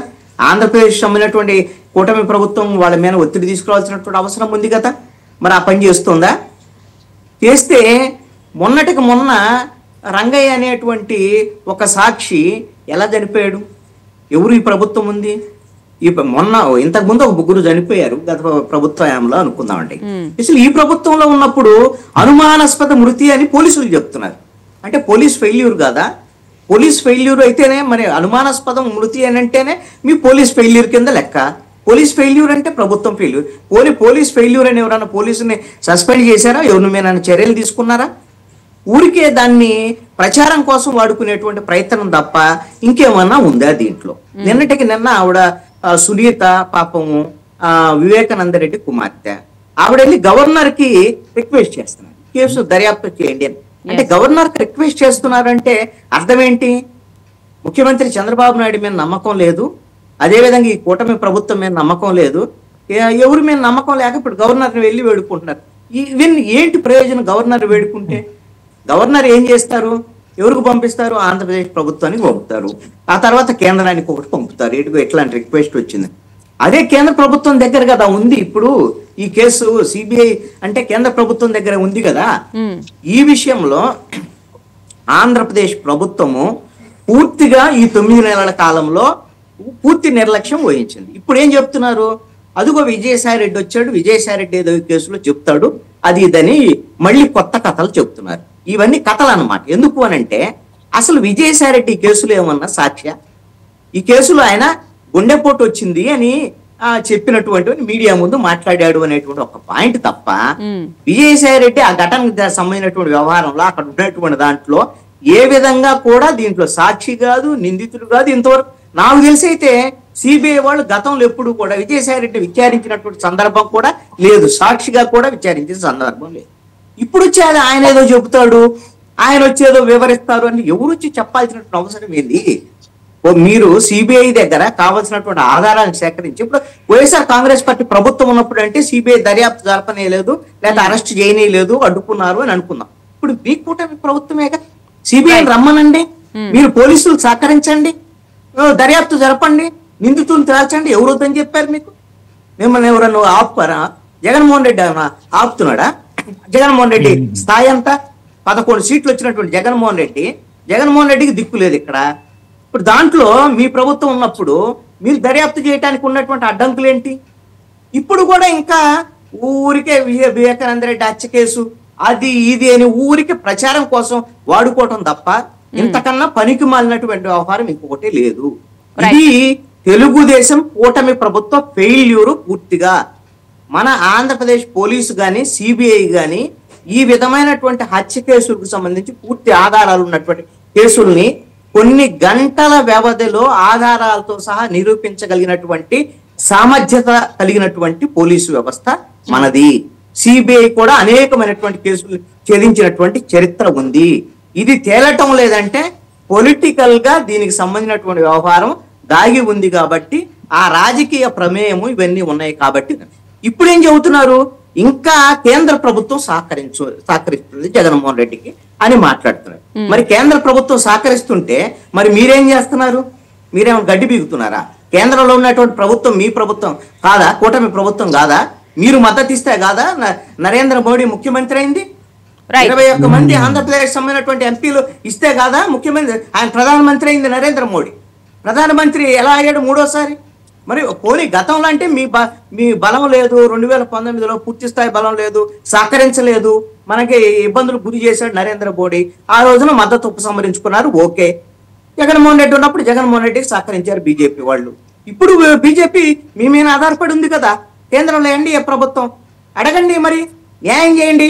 లేదు అని అంటే మా చేత కాదు, ఈ కేసుని మేము తేల్చలేము అని నోరు మూసుకొని కూర్చోండి, అంతే తప్ప ఇంకా ఊరికే కథలు చెప్పటము, కథలు అల్లటము, ఊరికే ఈ విధమైనటువంటి మాటలు మాట్లాడటము. అసలు జగన్మోహన్ రెడ్డి మీద ప్రచారం చేసినందువల్ల మీకు వచ్చేటువంటిది ఏమీ లేదు. ఎందుకు అనంటే జగన్మోహన్ రెడ్డిని ఆల్రెడీ ప్రజలు శిక్షించేశారు. 151 నుంచి 175 కావాలనుకుంటే నువ్వు ముఖ్యమంత్రిగా పనికిరావు, ప్రతిపక్ష నాయకుడుగా కూడా పనికిరావని 11 సీట్ల దగ్గర ఆయన పనిష్మెంట్ ఇచ్చి కూర్చోబెట్టినటువంటి పరిస్థితి ఉంది. ఇంకా జగన్మోహన్ రెడ్డిని అది చేస్తున్నాడు ఇది చేస్తున్నాడని ఇంకా అతను ఏదో శక్తి సామర్థ్యాలు ఉన్నట్టుగా ఇప్పుడు కూడా కేంద్ర ప్రభుత్వం ఆయనకు సహకరిస్తుంది అనేటువంటి విధంగా జగన్మోహన్ రెడ్డి శక్తిని పెంచుతున్న విధంగా చెబుతున్నాను. ఉంది కాబట్టి మీరేం చేస్తున్నారు అని అడుగుతున్నాను. కూటమి ప్రభుత్వం ఏం చేస్తున్నారు? కేంద్రం మీద ఒత్తిడి చేయమని అడుగుతున్నారు. ఒత్తిడి ఎందుకు చేయట్లేదు? మీరేమో ఎవరితో లాలూచి పడ్డారు? ఏమైనా జగన్మోహన్ రెడ్డితో లాలూచి పట్టారా? కూటమి ప్రభుత్వం ఇప్పటి వరకు 9 నెలల కాలంలో వైట్ పేపర్స్ రిలీజ్ చేసినటువంటి 7, 8 వైట్ పేపర్స్ రిలీజ్ చేశారు. అవినీతి, అక్రమాలు, కుంభకోణాలకు సంబంధించిన ఒక్క కేసు అయినా జగన్మోహన్ రెడ్డి మీద పెట్టారా? ఒక్కటంటే ఒక్క కేసు. రైట్, వంశీ గారిని అడుగుదాం. వంశీ గారు, ఏంటి మరి పరిస్థితి? వైఎస్ వివేక హత్య కేసుకు సంబంధించి ఇంత ప్రాపగండా వస్తున్నప్పటికీ కూడా, అంటే కూటమి ప్రభుత్వం మీద నిందలు వేస్తున్నప్పటికీ కూడా ఎందుకు ఈ కేసులో ముందుకు విచారణ సాగడం లేదు? మేడం, ఇప్పుడు కృష్ణాంజలి గారు మాట అన్నారు, అప్పటి తెలుగుదేశం ప్రభుత్వం ఫెయిల్ అయింది, ఇంటెలిజెన్స్ వ్యవస్థ ఫెయిల్ అయింది అనేసి కృష్ణాంజలి గారు మాట అన్నారు. 2019 ఫిబ్రవరి 23వ తారీఖున ఎలక్షన్ కోడ్ వచ్చింది. 2019 మార్చి 14 అర్ధరాత్రి ఈ సోకాల్డ్ వివేకానంద రెడ్డి గారు చనిపోతే 2015 ఉదయానికల్లా రాష్ట్ర వ్యాప్తంగా గుండెపోటుతో చనిపోయాడు అని చెప్పేసి ఒక వార్త వచ్చింది. నిజంగా మేము కూడా గుండెపోటనే అనుకున్నాం అని ముఖ్యమంత్రి గారు మనం చెప్పారు. తర్వాత ఇంటెలిజెన్స్ కూడా అందకుండా జగన్మోహన్ రెడ్డి అనే వ్యక్తి వివేకానంద రెడ్డి హత్య చేయించి మన చేతిలో కత్తి పెట్టేసి మనం చేయించామని చెప్పారు. ఆ తర్వాత ఈ హత్య గురించి ఎవరు మాట్లాడకుండా గ్యాగ్ ఆర్డర్ తీసుకొచ్చారని చెప్పారు. ఇక్కడ మనం గమనించాల్సింది ఏంటంటే, intelligence DG is not going to report ధర్మ ముఖ్యమంత్రి చంద్రబాబు నాయుడు గారు at the time of election code. ఆయన రిపోర్ట్ చేయాల్సింది డీజీకి అండ్ ఆల్సో ఎలక్షన్ కమిషన్ కి. మేము ఆడమన్నట్టు అప్పుడు ఆర్డర్ పోయి అరెస్ట్ చేసుకురా జగన్మోహన్ రెడ్డిని, జగన్మోహన్ రెడ్డి చంపాడు అని చెప్పేసి చెప్తే అక్కడ పనులు జరగవు చంద్రబాబు నాయుడు గారు చెప్పగానే. తర్వాత వీళ్ళే 2019 మార్చి 19వ తారీఖున హైకోర్టుకు పోయి ఈ హత్య గురించి ఎవరు మాట్లాడకూడదని గ్యాగ్ ఆర్డర్ తెచ్చుకున్నారు. సో ఆ గ్యాగ్ ఆర్డర్ తెచ్చుకున్నాక కోర్టు ఇచ్చినటువంటి ఆర్డర్స్ ని గౌరవిస్తూ ఆ హత్య గురించి ఎక్కడా కూడా ఎన్నికల్లో రాలేదు, మాట్లాడలేదు. ఆ తర్వాత వాళ్ళ అధికారంలోకి వచ్చారు. కృష్ణాంజలి గారు చెప్పారు 5 సంవత్సరాలు దీన్ని వెళ్లకుండా పిఏ కృష్ణారెడ్డి, వివేకానంద రెడ్డి పిఏ కృష్ణారెడ్డి ఇచ్చిన కంప్లైంట్ తోటి సిబిఐ వాళ్ళ మీద, శ్రీకాంత్ మీద, ఆయన అల్లుడు మీద కేసులు నమోదయ్యాయని చెప్పి కూడా చెప్పారు. ఆ తర్వాత 2024 జూన్ 11వ తారీఖున చంద్రబాబు నాయుడు గారు జూన్ 12వ తారీఖున అధికారం చేపట్టారు. అధికారం చేపట్టిన తర్వాత ఈ కేసు ముందుకెట్టలేదు, ఈ కేసు ముందుకెట్టలేదు అని చెప్పేసి ప్రతి డిబేట్ లో మీరు చెప్తానే ఉన్నారు. ఏమన్నా చెప్తారా అంటే కేసు డెవలప్మెంట్స్ అన్ని? కాదు వంశీ గారు, అప్పుడు ముఖ్యమంత్రిగా కుక్కను పట్టుకున్నాం, ఇదిగో ఈ రోజు ఈ కుక్కను కట్టేశాం, ఇదిగో ఈ రోజు ఇది చేసాం అది చేసాం అని చెప్పరు. 9 నెలల నుంచి జరుగుతా ఉంది అన్నారు కృష్ణాంజలి గారు. మొన్న పిఏ కృష్ణారెడ్డి ఇచ్చింది తప్పుడు కంప్లైంట్, తప్పుడు స్టేట్మెంట్. పిఏ కృష్ణారెడ్డి ఇచ్చినటువంటి కంప్లైంట్ తప్పు అని చెప్పేసి పులివెందుల పోలీసులు నిర్ధారించి సిబిఐకి రిపోర్ట్ చేశారు. మేము ఎక్కడా కూడా జగన్మోహన్ రెడ్డికి ఇంకా కేంద్ర ప్రభుత్వం అండ ఉంది అనేటటువంటి మాట మా నాయకులు గాని మేము గాని ఎక్కడా కూడా అనలేదు, లేదు కూడా. సరే వంశీ గారు, అదొక చిన్న ప్రశ్న ఏంటంటే, అప్పట్లో ముఖ్యమంత్రిగా చంద్రబాబు నాయుడు గారు ఇప్పుడు ఉన్నారు, కానీ అప్పట్లో నారాసుర రక్త చరిత్ర అని చెప్పి సాక్షిలో, వంశీ గారు సాక్షిలో అంత పెద్ద హెడ్డింగ్ తో చంద్రబాబు నాయుడు గారి ఫోటో వేసి చేతుల్లో కత్తి పెట్టి వాళ్ళు అంత దారుణంగా ఒక పిక్చర్ అయితే వేయడం జరిగింది. దానికి సంబంధించి అసలు కేసు నమోదు చేశారా? దానికి సంబంధించి విచారణ కొనసాగుతుందా? సాక్షాత్తు ఒక ముఖ్యమంత్రి స్థాయిలో ఉన్నటువంటి వ్యక్తి మీద అలా వెయ్యొచ్చా? దానికి సంబంధించి పరువు నష్టం దావా వేయడం జరిగింది, దాని కోర్టులో ఫైట్ చేయడం జరుగుతుంది. అలాగే సాక్షి వేసినటువంటి అసత్య కథనాలన్నిటి మీద మంత్రిగా ఉన్నటువంటి మా నారా లోకేష్ గారు కూడా ప్రతి నెల విశాఖపట్నం వెళ్ళి పోరాడుతా ఉన్నారు సాక్షి మీద వేసినటువంటి పరువు నష్టం దావాల్లో. ఈ విషయంలో కూడా ఏదైతే చంద్రబాబు నాయుడు గారి చేతిలో కత్తిపెట్టిన విషయంలో కూడా పరువు నష్టం దావా వేయడం జరిగింది. కోర్టులకు అనుగుణంగా నడుచుకుంటాం. నేను చెప్తుంది ఏంటంటే, వివేకానందరెడ్డి హత్య కేసులో నిందితులను శిక్షించడానికి కూటమి ప్రభుత్వం కట్టుబడి ఉంది, ఖచ్చితంగా శిక్షిస్తుంది. కానీ అందులో జరిగేటటువంటి డెవలప్మెంట్స్ అన్ని రోజు ప్రెస్ ముందుకు వచ్చేసి కృష్ణాంజనేయులు గారికో, మహా టీవీకో, సాక్షి టీవీకో, ఎన్టీవీకో, టీవీ9కో చెప్పరు. ఏదైతే కీలకమైనటువంటి సాక్ష్యం ఉందో, కీలకమైనటువంటి అప్డేట్ ఉందో, ఏ పిఏ కృష్ణారెడ్డి అయితే తప్పుడు కంప్లైంట్ ఇచ్చాడో ఆ తప్పుడు కంప్లైంట్ గురించి ప్రెస్ మీట్ పెట్టి పోలీసులు చెప్పడం జరిగింది. పిఏ కృష్ణారెడ్డి తప్పుడు కంప్లైంట్ ఇచ్చాడు, దీన్ని మేము సిబిఐకి నివేదించాం, సిబిఐ చర్యలు తీసుకోవాలి. పిఏ కృష్ణారెడ్డి మీద ఎందుకురా తప్పుడు కంప్లైంట్ ఇచ్చావు, ఎందుకురా సిబిఐ అధికారుల మీద కేసులు రిజిస్టర్ చేయించావు, ఎందుకు చనిపోయినటువంటి వివేకానంద రెడ్డి గారి కుమార్తె మీద కంప్లైంట్ ఎందుకు ఇచ్చావు అని చెప్పేసి చూసుకోవాలి. మీరు ఇంకొక విషయం గమనించాలి, నిన్నటి నుంచి జరుగుతున్నటువంటి విషయం ఇంకోటి గమనించాలి మీరు. హత్య అనే ఒక సినిమా తీశారు, మీ అందరికి తెలుసో తెలియదో గానీ నిన్నటి నుండి ఈ వైసీపీ సోషల్ మీడియా సోకాల్డ్ సైకోలు ఎవరైతే ఉన్నారో ఈ హత్య సినిమాలో సినిమా నేపథ్యం ఏంటంటే, ఆస్తి కోసం కన్న తండ్రిని చంపించినటువంటి ఒక కన్న కూతురి నేపథ్యం ఆ సినిమాలో ఒక క్యారెక్టర్ పేరు విసి సునీతారెడ్డి, విఎస్ అనితారెడ్డి, ఇంకొక చనిపోయినటువంటి క్యారెక్టర్ పేరు విఎస్ దయానందరెడ్డి.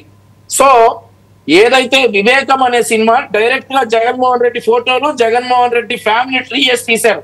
ఇదిగో ఇలా జరిగింది వివేకానంద రెడ్డి హత్య కాదని చెప్పండి అనేసి వివేకం అనే సినిమా తీశారు.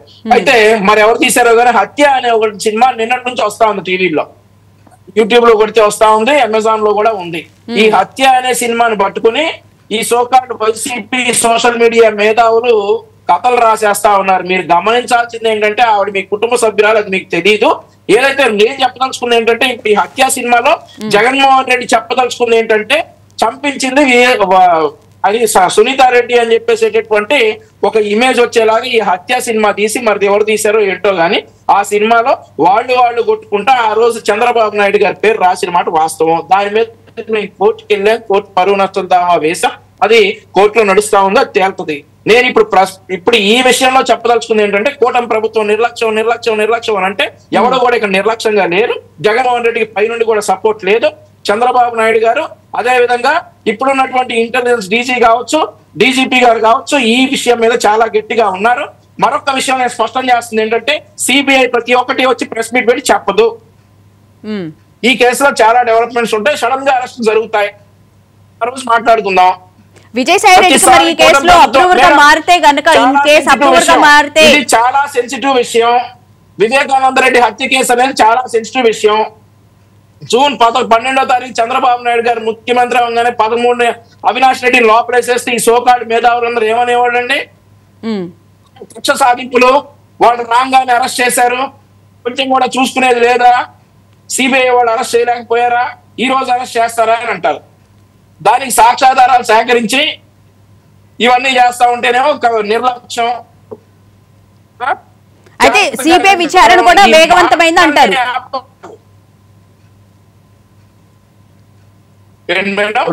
సిబిఐ విచారణ కూడా వేగవంతమైంది అంటారు. వినపడలేదండి. సిబిఐ విచారణ కూడా వేగవంతమైందా? సిబిఐ విచారణ వేగవంతం అయింది మేడం. అది ఎప్పుడు కూడా అప్డేట్ చేసిన విషయాలు ఏమైనా ఉంటే చెప్పండి. ఏదైనా సిబిఐ కేసులో డైలీ అప్డేట్స్, ఈ రోజు ఇది చేసాం అది చేసాం ఉంటే చెప్పండి. రైట్, ఏదైనా ఇంపార్టెంట్ అప్డేట్ ఉంటే వస్తారు, చెప్తారు. ఓకే. సౌజన్య గారు, ముఖ్యంగా ఈ వివేకా హత్య కేసుకు సంబంధించి నిన్న దస్తగిరి ఎవరైతే అప్రూవర్గా మారారో వాళ్ళ భార్యను కూడా వైసీపీకి చెందిన ఇద్దరు మహిళలు వెళ్ళి వాళ్ళ ఇంటికి వెళ్ళి పిచ్చి బూతులు తిడుతూ దస్తగిరిని కూడా పక్క ఇంట్లో ఉన్న దస్తగిరిని కూడా వస్తే ఆయనకి తెలిసి ఆయన్ని కూడా తిడుతూ పిచ్చి బూతులు ఏంటి జగన్మోహన్ రెడ్డి గురించి అవినాష్ రెడ్డి గురించి మీరిద్దరు మాట్లాడేంత వ్యక్తులు అయ్యారా, మీ సంవత్సరంలోపు మీ దస్తగిరిని కూడా చంపేస్తాము నరికి చంపేస్తాము అని చెప్పి ఇద్దరు మహిళలు వెళ్ళి హెచ్చరించారంటే ఏమనుకోవాలి అసలు? భవన్ గారు, ఈ విషయంగా అయితే ఖచ్చితంగా కుటుంబ ప్రభుత్వం ఇవన్నీ టాలరేట్ చేయదండి.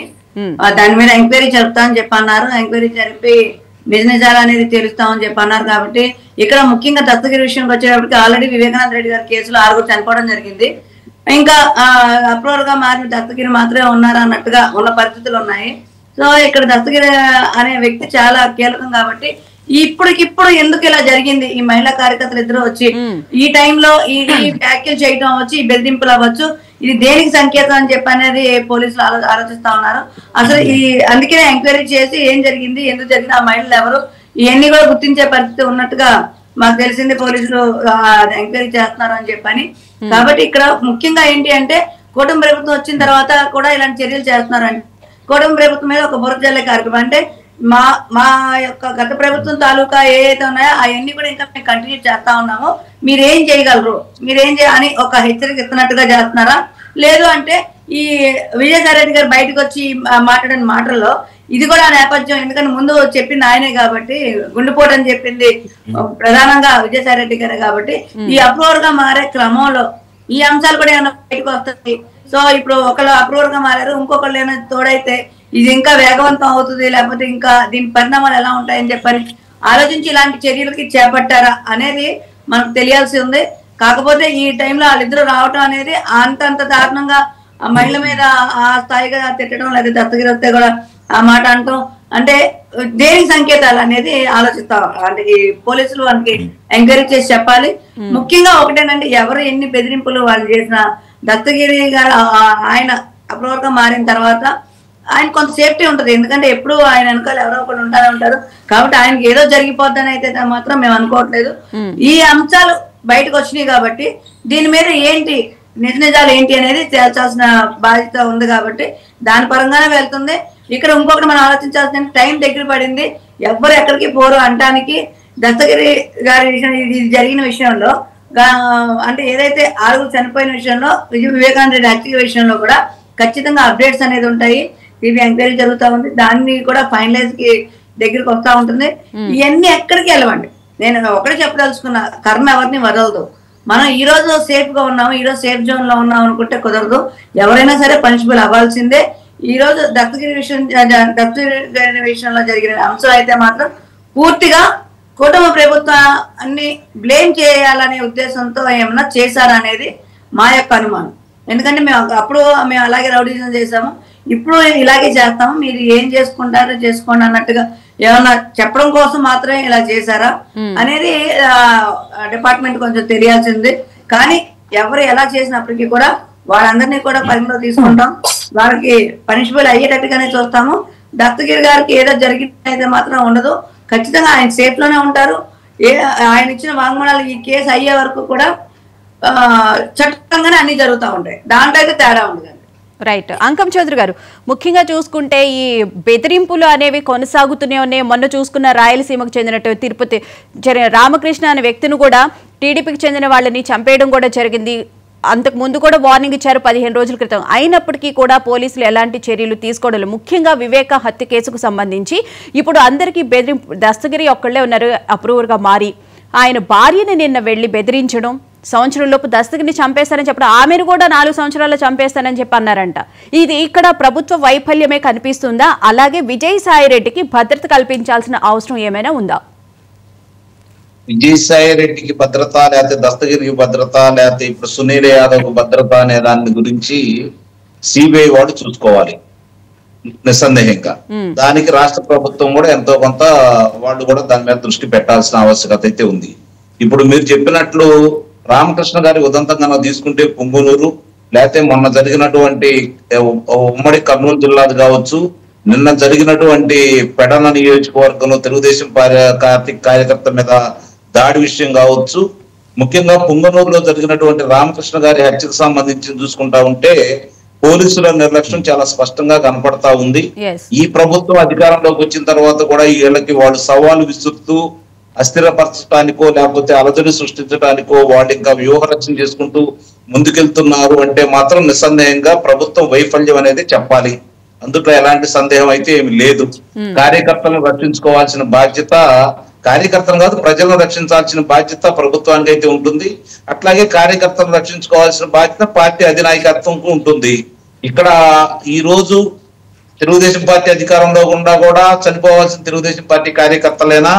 గతంలో జరిగినట్లు ఇప్పుడు కూడా ఇలా జరుగుతూ ఉంటే ఏంటి సంకేతాలు ఇస్తున్నట్టు, వ్యవస్థ ఏ విధంగా పనిచేస్తున్నట్టు అనేది కూడా ఒకసారి ఆలోచించుకోవాల్సిన పరిస్థితి అయితే ఈ కూటమి ప్రభుత్వానికి నిస్సందేహంగా ఉంది. ఈ రోజు మంచి కార్యక్రమాలు చేస్తున్నారు, నిధులు తీసుకొస్తా ఉన్నారు, ఉద్యోగ కల్పన చూసుకుంటా ఉన్నారు, రహదారులు బాగు చేస్తానే ఉన్నారు, అన్ని విషయాల్లోనూ ముందుకెళ్తానే ఉంది. కానీ ఇలాంటి విషయాల్లో ఇంకా ఇక్కడ ఈ పాములు తిరుగుతానే ఉన్నాయి, రాక్షసులు తిరుగుతానే ఉన్నారు, దెయ్యాలు వేదాలు వదిలిస్తానే ఉన్నాయి. అయినా సరే అడ్డుకట్ట వేసే విషయంలో అలసత్వం అనేది మాత్రం చాలా స్పష్టంగా కనపడతా ఉంది. దానికి వీళ్ళు చెప్పే సాకేందా అంటే ఇంకా చాలా మంది అధికారులు సహకరించట్లేదు, మాకు చాలా మంది సహకరించట్లేదు అని మాత్రం చెబుతా ఉన్నారు. నిస్సందేహంగా సహకరించట్లేదు అనేది వాస్తవంతో పాటు సొంత జిల్లా అయినటువంటి చిత్తూరు జిల్లాలో ముఖ్యమంత్రి గారి సొంత జిల్లాలో ఇప్పటికీ పెద్దిరెడ్డి సామ్రాజ్యం నడుస్తుందనేది మాత్రం వాస్తవం. ఆ విషయంలో వీళ్ళ వైఫల్యం అయితే చాలా స్పష్టంగా కనపడతా ఉంది. ఇప్పటికైనా సరే ఒక్కసారి కళ్ళు తెరుచుకోవాల్సిన అవసరం అయితే ఉంది. ఎందుకు ఇలా నిర్లక్ష్యంగా వ్యవహరిస్తున్నారు అనేది ఈ రోజు అందరి మధ్యలో వెళ్తున్నటువంటి ప్రశ్న. దీనికి సమాధానం చెప్పాల్సిన బాధ్యత, సరిచేయాల్సిన బాధ్యత కూడా ఉంది.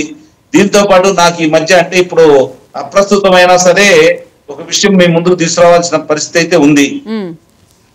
ఈ రోజు రాష్ట్రంలో ప్రజలు ముందుగా ఆలోచించుకోవాల్సింది అంటే ఇందాక రామాంజనేయులు గారు కృష్ణాంజలి గారు చెప్పినట్టు 151 స్థానాల నుంచి 11 స్థానాలకి ప్రజలు తీర్పు ఇచ్చారు. అంటే వాళ్ళు రాజకీయాల్లో పనికిరారు, ఎట్టి పరిస్థితుల్లో కూడా ముఖ్యమంత్రిగా ఇతను అనర్హుడు, ఇలాంటి వ్యక్తులు రాజకీయాల్లో ఉండకూడదు, at the same time Andhra రాష్ట్రంలోనే ఉండకూడదని చెప్పని ప్రజలు విస్పష్టమైనటువంటి తీర్పు ఇచ్చారు. అంటే ప్రజలు ఒక నిర్ణయానికి వచ్చారు. ఆ నిర్ణయానికి వచ్చినప్పుడు దానికి అనుగుణంగా ఈ రోజు పాలకులు నడుచుకోవాలి. ప్రజలే ఎప్పుడైనా సరే న్యాయ నిర్ణేతలు, అంతిమంగా తీర్పు చెప్పేది కూడా వాళ్ళే. వారి తీర్పును బట్టే అధికారం ఉండాలా లేకపోతే మళ్ళీ అధికారం కొనసాగాలా అనేది నిర్ణయానికి అయితే వస్తుంది. కాబట్టి ఇక్కడ ప్రజలు జగన్మోహన్ రెడ్డికి జరిగిన యుద్ధంలో మాకు ఎవరు సరైన వ్యక్తిని చెప్పుకొని చంద్రబాబు నాయుడు గారిని గుర్తించుకొని, చంద్రబాబు నాయుడు గారు గతంలో చేసినటువంటి పరిపాలన దృష్టిలో పెట్టుకొని ఆయన అయితే తప్ప ఆంధ్ర రాష్ట్రానికి మళ్ళీ మార్గదర్శకత్వం వహించే వ్యక్తి ఆయనే అని చెప్పి నిర్ణయానికి వచ్చిన తర్వాత ఆయనతో పాటు ఎవరైతే కూటమిలో జమ కలిశారో వాళ్ళందరూ కూడా భుజానికి ఎత్తుకున్నారు ఈ ఆంధ్ర రాష్ట్ర ప్రజలు. ఇది కార్యకర్తల యొక్క త్యాగం, ఆంధ్ర రాష్ట్ర ప్రజల యొక్క సాహసోపేతమైనటువంటి నిర్ణయాలు. 5 సంవత్సరాల అవమానాలు భరించారు, అరాచకాలు చూశారు, వాళ్ళ ఆస్తులు దోచుకున్నా చూశారు, వాళ్ళ ప్రాణాలు తీసినా కూడా మౌనంగా బలాయించేసి వాళ్ళ చేతిలో ఉన్నటువంటి ఏకైక ఆయుధం ఓటు అనే ఆయుధంతో స్పష్టమైన తీర్పిచ్చేసి అతన్ని అంధపాతాళానికి ఈ రోజు ప్రజలు తొక్కేశారు. కాబట్టి అతని గురించి ఆలోచించకూడదు, ఇప్పుడు ప్రజల గురించి ఆలోచించండి, కార్యకర్తల గురించి ఆలోచించండి. ఎప్పుడైనా ఏ రాజకీయ పార్టీ అయినా సరే తిరిగి అధికారంలో కొనసాగాలి అంటే కార్యకర్తలు చాలా ముఖ్యం, అట్లానే ప్రజలు కూడా చాలా ముఖ్యం. అవి రెండు విస్మరించినప్పుడు చాలా గతంలో దృష్టాంతాలు మన కళ్ళ ముందు చాలా కనపడుతున్నాయి. ముఖ్యంగా ఇక్కడ నేను ఇది ఎందుకు చెబుతున్నాను అంటే ఒక రాజకీయ పార్టీ కొమ్ము గాయాలనో లేకపోతే ఇంకో రాజకీయ పార్టీని దునమాడాలనో కాదు. ఇక్కడ జరుగుతున్న విషయాలు కనుక మనం చూసుకుంటామంటే 1989 నుంచి కూడా ఆంధ్ర రాష్ట్రంలో తెలుగుదేశం పార్టీ ఓడిపోయినప్పుడల్లా ఆంధ్ర రాష్ట్ర ప్రజలు ఓడిపోతున్నారు. ఇది గమనించుకోవాలి. రాష్ట్రానికి ఉమ్మడి రాష్ట్రంగా ఉన్నాం కూడా చాలా నష్టం జరిగింది. 1989 నుంచి 94 వరకు, 2004 నుంచి 2014 వరకు ఆంధ్ర రాష్ట్రం ఎంత నష్టపోయిందో మనం చూస్తానే ఉన్నాం. అట్లాగే 2019 నుంచి 2024 వరకు కూడా ఆంధ్ర ఇప్పుడు ఇప్పుడు విభజిత ఆంధ్ర రాష్ట్రం ఎంత నష్టపోయిందో, ఒక తరం నిర్వీర్యమైపోయిందో మన కళ్ళ ముందు కనపడతానే ఉన్నాయి. ఈ రోజు కూడా అప్పులు కుప్పలు ఈ రోజు మనకి ఎట్లా పెరిగిపోయినాయో కళ్ళ ముందు కనపడతానే ఉన్నాయి. మరి ఇవన్నీ జరుగుతున్నాయి అంటే మీకోసం మీరు చేసిన దాంట్లో మీరు చేసే మంచి, ఈ రాష్ట్ర పురోగమనం కోసం చంద్రబాబు నాయుడు గారు చేసే తపన, ఆయన వేసే ముందడుగు ప్రజలు గుర్తించారు. కాబట్టి ఈ రోజు 164 స్థానాలు ఇచ్చారు. వైఎస్ రాజశేఖర రెడ్డి కుమారుడు వైఎస్ జగన్మోహన్ రెడ్డి వైఎస్ఆర్సీపీ పార్టీ అనేది ఆంధ్ర రాష్ట్రంలో రాష్ట్ర రాజకీయ యవనికలో వాళ్ళు ఉండటానికి అనర్హులు అనే నిర్ణయాన్ని ప్రజలు వచ్చారు. కాబట్టి ఇప్పుడు ప్రజల మనసును గుర్తించండి, ప్రజల యొక్క ఆశయాలను గుర్తించండి, ప్రజల యొక్క ఆలోచన విధానాలను గుర్తించండి, కార్యకర్తల యొక్క మనోవేదన గుర్తించండి, వాళ్ళకి రక్షణగా నిలబడండి. అప్పుడే ఆంధ్ర రాష్ట్రం ముందుకెళ్ళిద్దని అయితే నేను నిస్సందేహంగా చెప్పగలను. ఇవన్నీ మేము చేయకుండా, వాళ్ళని అదుపులో పెట్టకుండా, అధికారుల్ని మిమ్మల్ని చూస్తే ఈరోజు భయమే లేకుండా పోయింది. వాస్తవం చెప్పాలంటే అధికారులకి భయమే లేకుండా పోయింది, పోలీసులకి భయమే లేకుండా పోయింది. కాబట్టి ముందుగా మీరు వాళ్ళకి కొట్టాల్సిన పని లేదు, తిట్టాల్సిన పని లేదు. తప్పు చేసిన వాళ్ళని కఠినమైన నిర్ణయాలు తీసుకొని వాళ్ళకి శిక్షలు వేయండి, మిగిలిన వాళ్ళందరూ దారిలోకి వస్తారు. అలాంటి కఠినమైన నిర్ణయాలు తీసుకోవడానికి దస్తగిరితో పాటు సునీల్ యాదవ్ కూడా అప్రూవర్ గా మారారు. వాళ్ళకి భద్రత కల్పించే విషయంలో ప్రభుత్వం ముందుకు వెళ్తుంది. అలాగే వంశీ గారు చెప్పినట్లు సిబిఐ విచారణ అయితే వేగవంతమైంది, తప్పకుండా చర్యలు ఉంటాయి, ప్రతి విషయాన్ని అప్డేట్ చెయ్యరు వాళ్ళు అని చెప్పి కూడా అన్నారు. ఏమంటారు సార్ చివరిగా? సిబిఐ వాళ్ళు వేరువంతంగా చేశారు, న్యాయం చేస్తారు, మనం ఏదో వాళ్ళని శిక్షిస్తారని చెప్పి కనుక మన ఊహాగానంలో తెలిపోతా ఉంటే 2029 వస్తుంది, 2040 వస్తుంది. వాళ్ళు ఏమి చెయ్యరు, వాళ్ళు ఏమీ చెయ్యరు. నిస్సందేహంగా చెబుతున్నాను, రాసి పెట్టుకోండి మీరు. వాళ్ళ వల్ల ఏమీ కాదు. సిబిఐ న్యాయం చేయాలంటే ఇది ఒక హెడ్ కానిస్టేబుల్, ఒక రైటర్ గారు 10 మంది కానిస్టేబుల్ కి ఇస్తే వారం రోజుల్లో తేలిపోయేటువంటి విచారణ వారం రోజుల్లో తెలిపోయిందండి. భువన గారు, వారం రోజుల్లోనే తెలిపోయింది. అలాంటిది సిబిఐకి ఎన్నాళ్ళు పట్టింది అంటే వాళ్ళు కొమ్ము కాస్తున్నారు. వాళ్ళ చేతుల్లోనే ఇంకా జగన్మోహన్ రెడ్డి చెప్పినట్టు సిబిఐ నడుచుకుంటుంది తప్ప చంద్రబాబు నాయుడు గారు లేకపోతే ఇంకోటి అభిప్రాయాల ప్రకారం సిబిఐ నడవదు. ఎందుకంటే వాళ్ళు సెంట్రల్ కాబట్టి దానిలో చంద్రబాబు నాయుడు గారిని నేనేమి విమర్శించట్లేదు.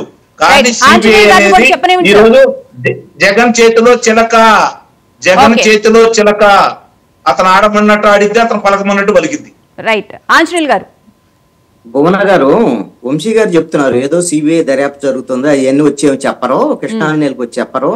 కృష్ణాంజనేయులకు చెప్పక్కర్లేదండి, అందరికి తెలిసిద్ది. సిబిఐ దర్యాప్తు జరుగుతుంది, అదే రహస్యంగా ఏమి గుంపనంగా ఏం జరగదు, హాయిగా అందరికి తెలిసిద్ది. మీడియా కూడా కవర్ చేస్తే అన్ని జరుగు. అసలు మీరు ఎవరికి చెప్పాలి? సునీత ఎందుకు వెళ్ళి అక్కడ గవర్నర్ ఎందుకు నేను వెళ్ళి మొరబెట్టుకోవాల్సినటువంటి పరిస్థితి వచ్చింది?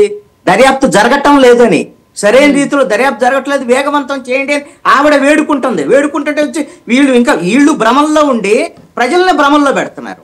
ఇంకొకటి ఏంటంటే వీళ్ళు చెప్పేటువంటి వ్యవహారము, ఆయన వంశీ గారు చెప్తున్నారు, ఆ రోజున వివేకానంద రెడ్డి హత్య కేసులో అవినాష్ రెడ్డి అరెస్ట్ విషయంలో కానీ మిగతా విషయాల్లో వీళ్ళందరూ ఎక్కడికి పోయారు మేధావులు అంటే 5 ఏళ్ల పాటు ఆంధ్రప్రదేశ్ లో ఉండేటువంటి అనేక మంది న్యూట్రల్ గా ఉండేటువంటి వాళ్ళు బయటికి వచ్చి పోరాటం చేసి అనేకమైనటువంటి అంశాల మీద మాట్లాడితే జగన్మోహన్ రెడ్డి ప్రభుత్వం మీద ఆ రోజున తెలుగుదేశం పార్టీలో ఉన్నటువంటి చాలా మంది ముఖం చాటేసినటువంటి పరిస్థితి ఉంది. ఈ రోజు వచ్చారు, అధికారం వచ్చింది కాబట్టి అందరూ వచ్చి మీడియా ముందుకు వచ్చి అందరూ మాట్లాడుతున్నారు. ఈ రోజున ఇంకొక అంశం ఏంటంటే, ఇందాక అంకం చౌదరి గారు ఒక ప్రస్తావన తెచ్చారు కాబట్టి మీకు పెద్దిరెడ్డి రామచంద్రారెడ్డికి సంబంధించినటువంటి వ్యవహారము ఎందుకు తేలట్లేదు, ఎందుకు చర్యలు తీసుకోవట్లేదు అని అంటే దాని మీద పుంఖాలు వీళ్ళు చంద్రబాబు నాయుడు మాట్లాడతాడు, హోంమంత్రి మాట్లాడతాడు, మీడియాలో పుంఖాలు రాయిస్తారు. ఎందుకు చర్యలు తీసుకోలేదా అంటే చర్యలు తీసుకోవడం కారణం ఏమి లేదు. పెద్దిరెడ్డి రామచంద్రారెడ్డి అవినాష్ రెడ్డితో ఈ ప్రభుత్వం కుమ్మక్కైందనేటువంటి ప్రచారం జరుగుతుంది. అది చూసుకోండి ముందు ఫస్ట్. ఇన్నాళ్ళు పడుతుంది, 9 ఏళ్ళైనా సరే పెద్దిరెడ్డికి సంబంధించినటువంటి ఆధారాలు దొరికితే పైలు దగ్గర పెట్టారని అదిగో సిఐడి దర్యాప్తు జరుగుతుందని చెప్పి ఇప్పుడు చెప్పండి. విజయానికి నేను మీరు సంస్కారంతో వ్యవహరించండి. మీరు మాట్లాడినప్పుడు నేను మాట్లాడలేదు. ఫస్ట్ ఆఫ్ ఆల్ డిబేట్ లో ఏ విధంగా వ్యవహరించాలో తెలుసుకోండి. మీరు మాట్లాడినంతసేపు నేను మాట్లాడలేదు. డిబేట్ లో ఎలా వ్యవహరించాలో తెలుసుకోండి. మీరు అరిసిగి పెడితే ఇక్కడ ఏం కుదిరే పని కాదు. ఫస్ట్ ఆఫ్ ఆల్ భువన గారు మాట్లాడేటప్పుడు అతను